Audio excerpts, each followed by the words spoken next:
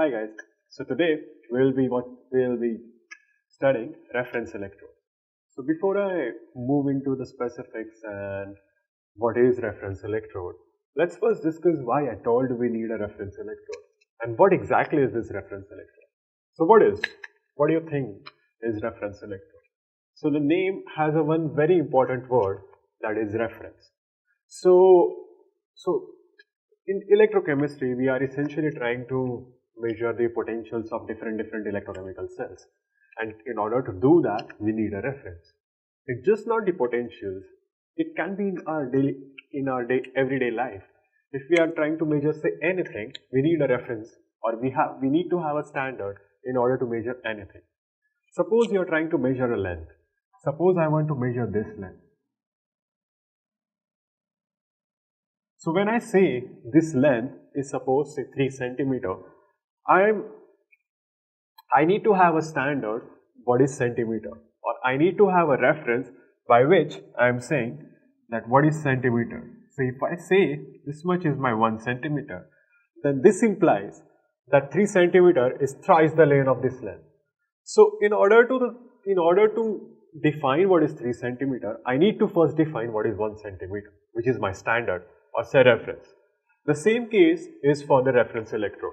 If I want to measure the potential of a cell, I first need to have a potential, I first need to have a standard which I can say, okay, I am going to measure my electric potential with respect to this reference potential, and this reference potential comes from my reference electrode. So there are primarily two types of reference electrodes. One is primary reference electrode,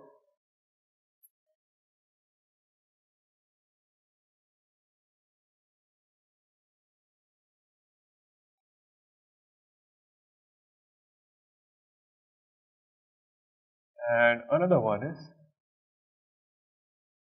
secondary reference electrode.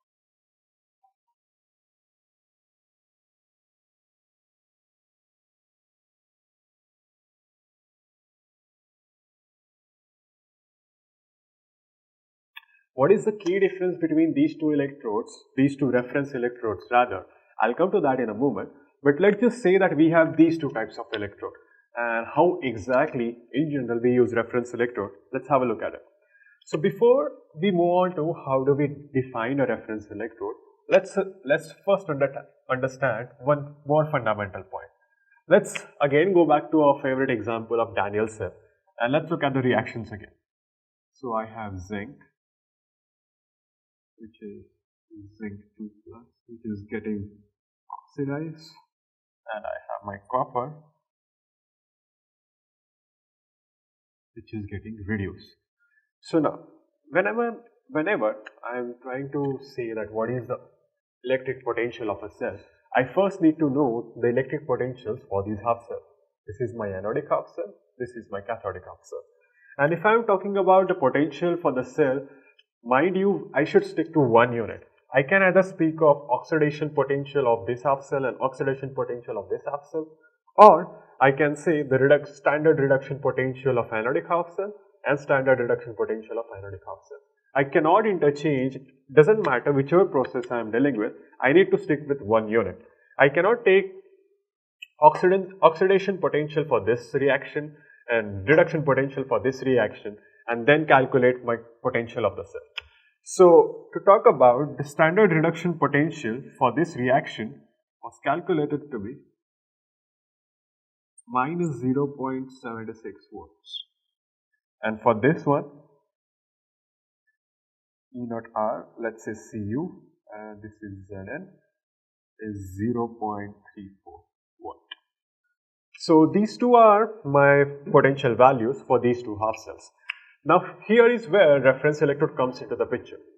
Now I have measured these values, or say somebody has measured and determined these two values. So in order to determine these values, they must have used some reference electrode. And this is precisely where the reference electrodes come into the picture. We'll look at them, but one more thing. So when I'm talking about the overall potential of a cell, what I'm going to say is, so this is most widely adopted convention of how to calculate the potential of a cell.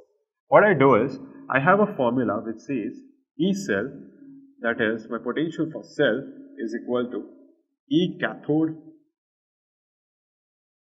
minus E anode. Remember, even here, both of my E's either should be an oxidation potential or they should be a reduction potential. Since here, not even just here, even mostly generally or usually, people report values of standard reduction potential. So I'm going to use the reduction potential values for Daniel cell. So at cathode, I'm having reduction, so it would be 0.34 minus 0.76, which is my reduction potential for anodic half cell, which equals 1.0 watt. So this is 1.10 watt. So this is essentially how you calculate E cell. So moving on with our discussion with reference electrode. What happens? So we just saw how the reference electrode does its job, or why do we need reference electrode? Reference electrode is essentially needed because I want to measure a potential of an unknown electrode, and I use reference electrode's potential as my reference. So I even told you there are two types of reference electrodes. One is primary reference electrode, second is secondary reference electrode. The major difference between two is when it comes to primary reference electrode,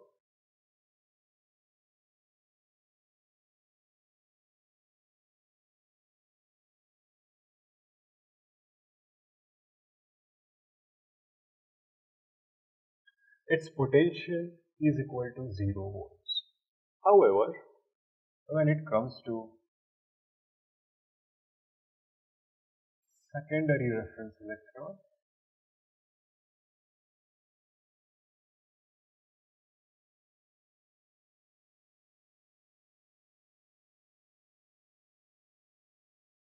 its potential is not equal to 0 volts. We can use both of the reference electrodes as the reference electrodes to measure the potential of an unknown electrolytic cell. The problem with the second reference electrode is its potential is not equal to 0. So what we do is we negate this value and we assume it to be 0, and we deduct that value from the final cell value so that we will get the appropriate value. So this is the very broad classification of reference electrode. One is primary reference electrode, another one is secondary reference electrode. One of the famous examples of reference electrode, which is a primary reference electrode, is standard hydrogen electrode.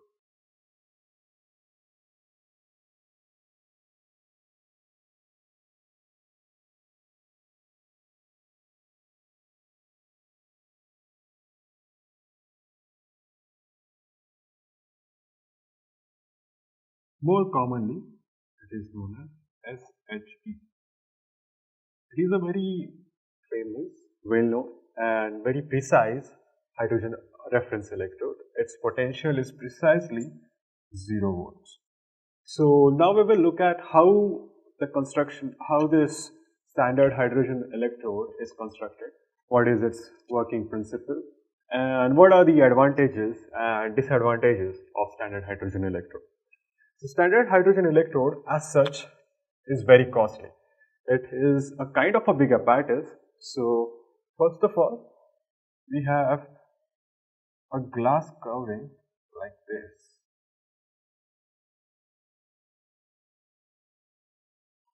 Then we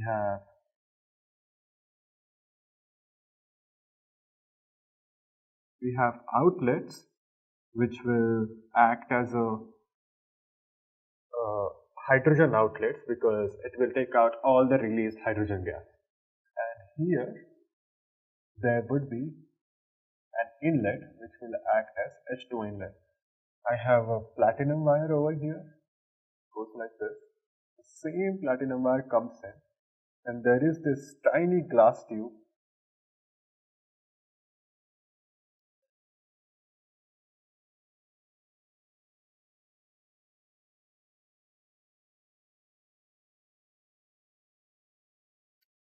Platinum wire comes inside it, and here I have mercury contact. I'll come to its function in a moment. After the mercury contact, I have a suspended wire, which is again a platinum wire, and it can be the same wire which is coming all the way through, and it is connected to our hydrogen electrode. So this is basically our hydrogen electrode. This is where most of the things in this electrode happens. So this is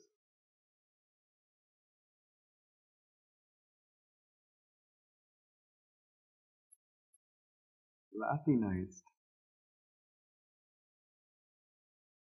hydrogen electrode.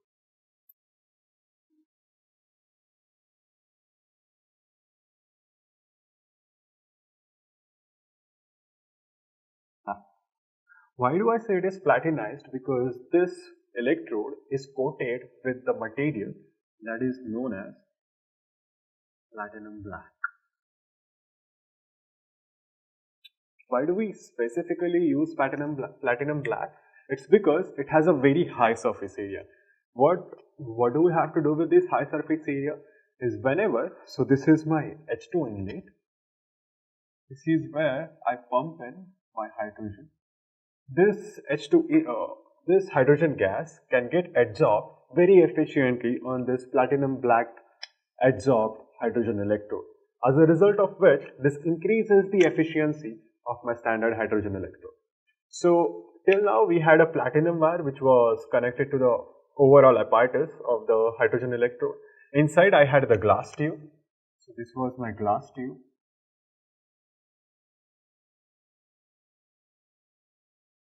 This is outer glass covering.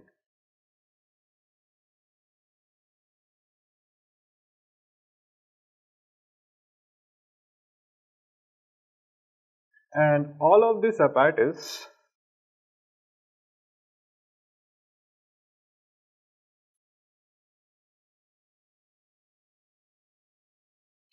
is placed in another glass beaker which consists of solution of HCl.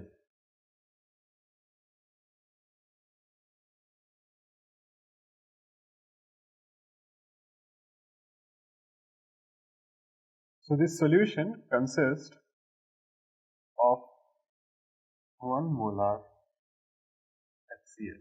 This 1 molar HCl means it has an activity of 1 molar.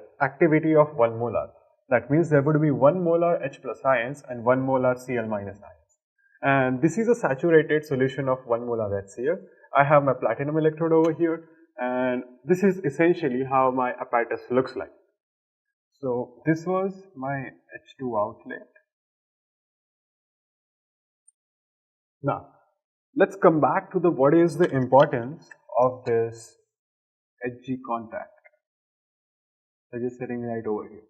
What happens is sometimes when you are carrying, so the standard hydrogen electrode is a huge apparatus, so it's pretty hard to carry, and all of these connections are very delicate. What happens, sometimes this connection might get broken, this suspension might get loose.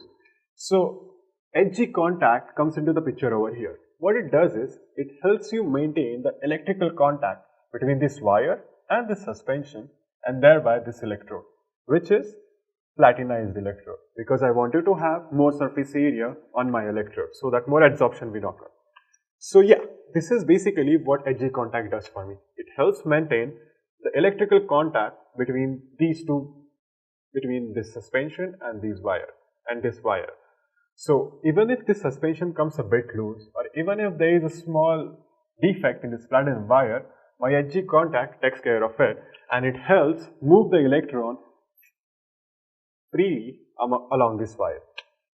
This was about how the standard hydrogen electrode is constructed. Now let's look at what are all the reactions that are involved in it. Now since I have just 1 molar, I have only hydrogen that is coming in and going out, and I have H plus again over here. So I'll simply have reduction and oxidation like this. So my reduction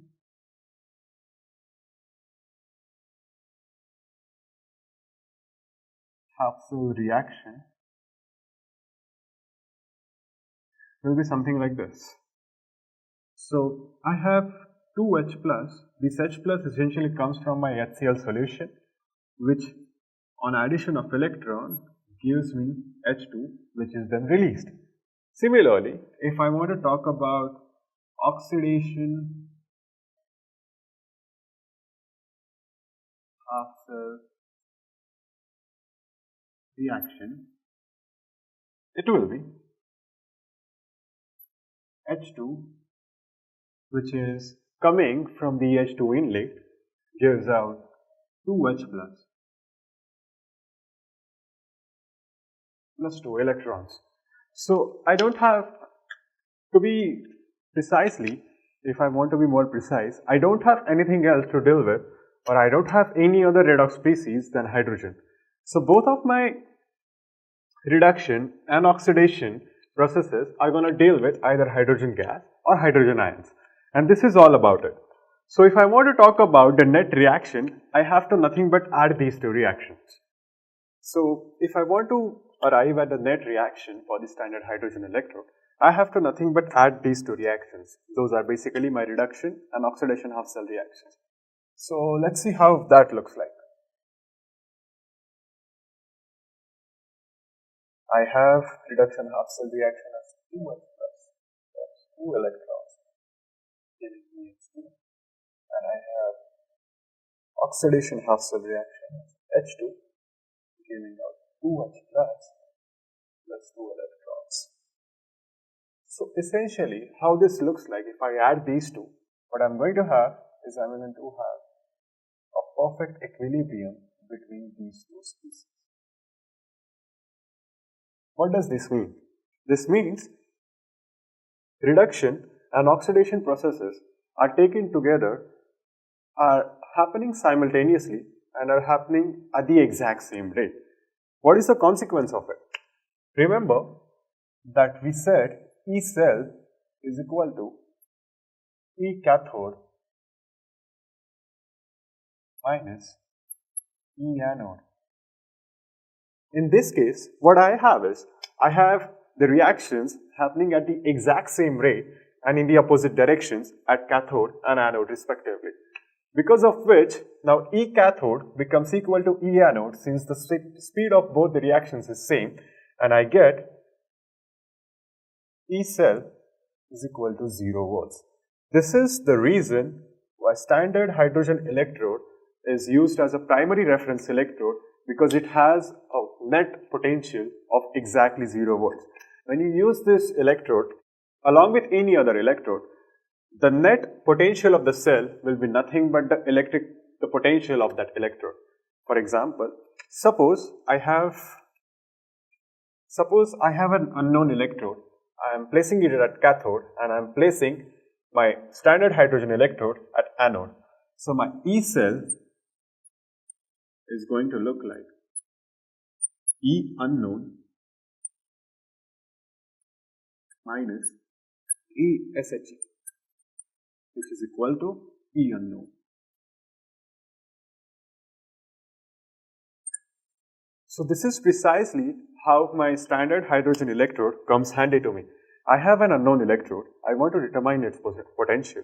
What I do is I simply take up a cell. I place standard hydrogen electrode either at cathode or at anode, because anyway its potential is 0. I put my other electrode as my unknown species and I just calculate the potential, or I just see what is the potential of the cell, and I know that potential is nothing but the electrode potential of my unknown species.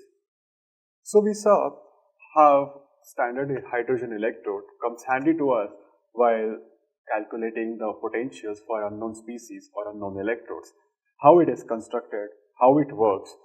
So this actually covers most of this topic, standard hydrogen electrode, which comes under the category of reference electrode. Now let's move on to the last part of it, that is advantages and disadvantages of standard hydrogen electrode.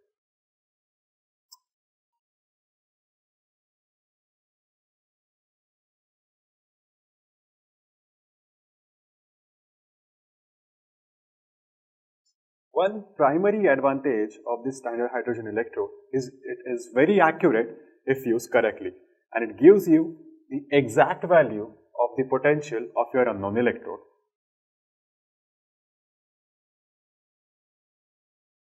So it is a best reference electrode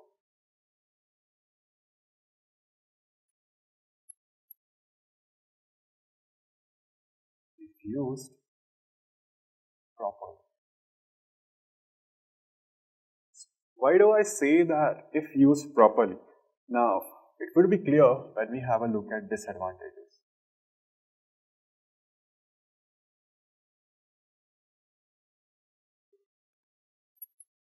First of all, this apparatus as it looks is very bulky. Since this is a very huge glassware, the apparatus when you have to carry or when you have to transport this hydrogen electrode from one place to another, it becomes a big hazard to do so. So, due to the bulky nature of this apparatus, transport is hard.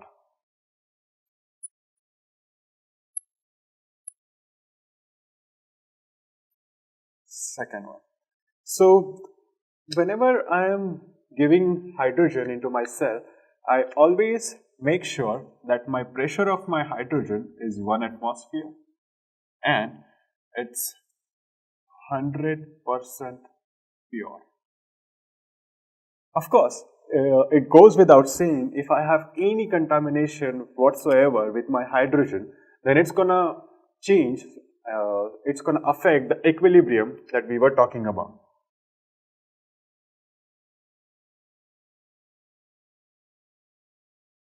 This is the equilibrium which is very fundamental to this electrode. This equilibrium is what causes the potential of this electrode to be zero. Now think of it, what happens if my H2 gas is not pure? If my H2 gas is not pure, I am going to affect this part of the equilibrium. And given the Le-Chatelier's principle, the equilibrium is going to get affected, and as a result of which, I won't be having the value that I was looking for, that is my 0 volt. So if there is any contamination with my H2 inlet, or if I have any contamination with my HCl, I won't be having the value that I am looking for. Similarly, if I want to have the perfect reading as 0 volts, I need to maintain the pressure of the H2 gas at 1 atmosphere. Now, the main disadvantage of this process is it's very hard to maintain the, now look at the procedure. I'm having an H2 inlet over here. I'm releasing H2 from the outlets over these four. So I have H2 coming into my glass apparatus, I have H2 leaving my glass apparatus. It becomes very hard to maintain this particular pressure for the hydrogen. So, keeping the required pressure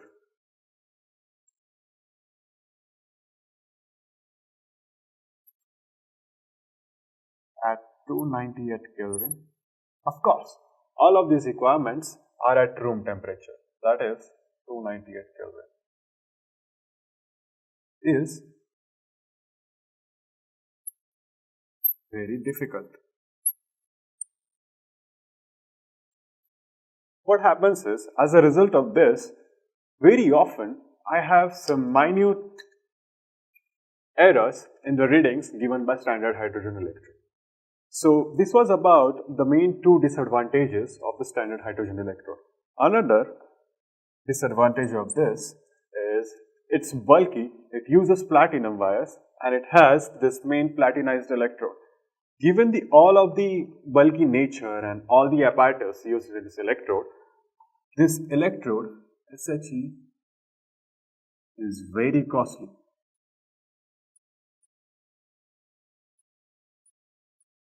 So what happens is, people or say researchers often tend to go for secondary reference electrodes or primary reference electrodes, but not SHE.